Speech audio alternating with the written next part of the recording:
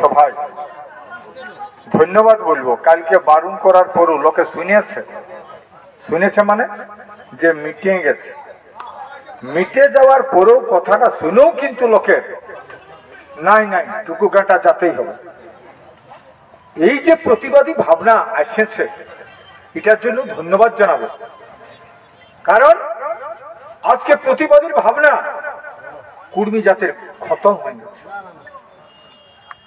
খতম হয়েছে এর জন্যে ভারতবর্ষের রাজনীতি এর জন্য দায়ী।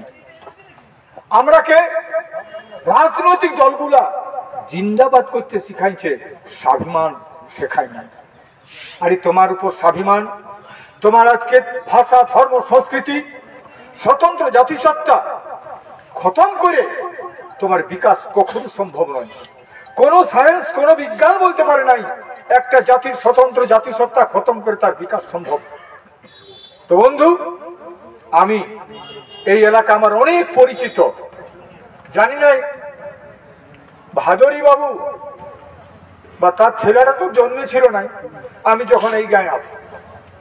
হাবুদাকে আমি স্মরণ করছি, আমি নরেন কুইরিকে স্মরণ করছি, আমি হেম মাহাতো গুসাইডি, গুরুচরণ মাহাতো গুসাইডি, কালীপদ বাউরি, রমানাথ মাঝি আর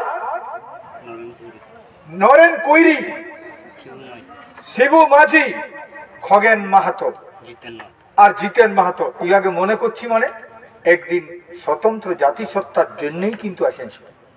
স্বতন্ত্র জাতিসত্তা তো আমরা আজকে কুর্মী জাতির জন্য লড়ছি, সেদিন ছিল সাঁওতাল, মুন্ডা, ওরাং, হো, খেড়িয়া, বাউরি, বাগতি, রাজুয়ার, ভূঁইয়া, কুমহার, বাউরি, কুইরি, সব জাতি ছিল।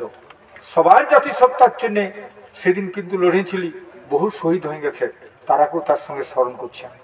তো আজকে এই যে পূজারা গাই আমি বলবো একদিক থেকে, কারণ পরীক্ষিত বাবুকে যে মাস্টার আমার সামনে আছে, পরীক্ষিত বাবুকে বলার পরেও কিন্তু মিটিং করতে পারেন না। সেদিন তো কটাকে ছিল আমরা দিবাকরকে, দিবাকর বাবুকে আমাদের ঝরিয়া ও আসতে পারে না।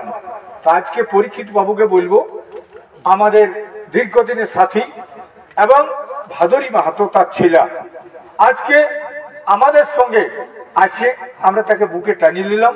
ভুল করেছিল, ভুল স্বীকার করেছে, সমাজ তাকে আমরা নিশ্চয়ই বন্ধুত্ব করেছি। সেরকম যেমন সাধুই বলে দিল বালি সুগ্রীবের লড়াই ছিল, বালিকে বধ করেছিল রামের কিন্তু সেটা কলঙ্ক।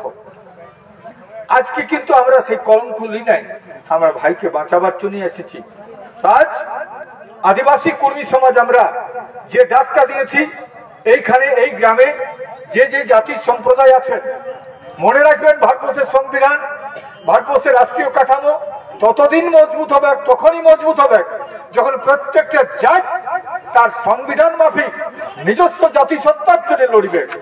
আমার জন্য লড়ার দরকার নাই, তুমি তোমার জাতিসত্তা বাঁচাও, তোমার সঙ্গে আমার লড়াই হবে, কিন্তু তোমার সঙ্গে লড়াই আমার হবে নাই। আমি আমার জাতির বিকাশের জন্য আমি লড়ব, তুমি তোমার জাতির বিকাশের জন্য লড়ো। প্রত্যেকটা জাতি তার নিজের জাতি বিকাশের জন্য লড়ো, কিন্তু তোমার সঙ্গে তোমার বিকাশে আমার বিকাশের লড়াই তোমার পথে আমি অন্তরায় হব না, তোমার পথে আমি বাধা সৃষ্টি হব না। এইটা হচ্ছে লড়াই। আজকে আমরা বলবো যে কুর্মী জাতির যারা নেতৃত্বে আছে, তারা টিএমসি হোক, চাই বিজেপি হোক, চাই কংগ্রেস হোক, চাই আরো কোন রাজনৈতিক দলের হোক, তাদের কাছে আমার বিনম্র আবেদন এবং নিবেদন, আগামী দিনে এই পৃথিবীতে থাকতে গেলে মনে রাখবেন স্বতন্ত্র জাতিসত্তা ছাড়া কেউ বাঁচবে না, তোমাকে গোলামে পরিণত করবে আজকে উচ্চবর্ণীয়, আজকে বর্ণবাদী রাজনীতি দলরা তোমাকে আগামী দিনে গোলাম তৈরি করবে।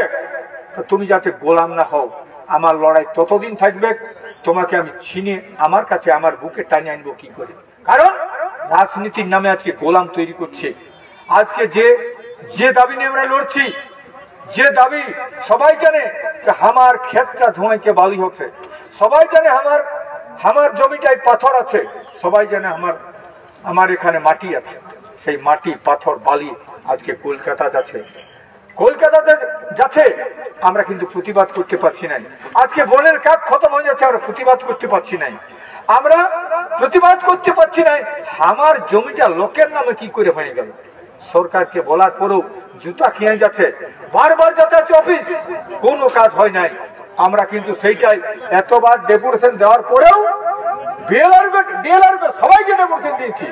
এইবারে বলেছি নাছর বান্দা, ও বলে কি ডেপুটেশন দিলে কি বলে উপরে পাঠাই দিচ্ছি, আপনাদের দাবিগুলো উপরে পাঠাই দিচ্ছি। এবার বলছে কিন্তু উপরের লোকটাকে আসতে হবে, বলেছি না উপরের লোকটাকেই আসতে হবে। উপরের লোকটা যদি আসে কথা দেয় তাহলে কিন্তু আমরা সেই রকম ভাববো।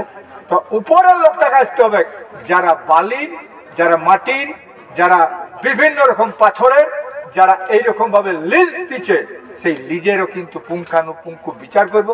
সবটারে দাম আছে, এই গামছা কিনলো কে রসিদ দেই, জুতা কিনলো রসিদ দেই, আরো কোন ছোট জিনিস কিনলো রসিদ দেই, বালি কিনলে রসিদ নাই, বালি কিনলে রসিদ নাই।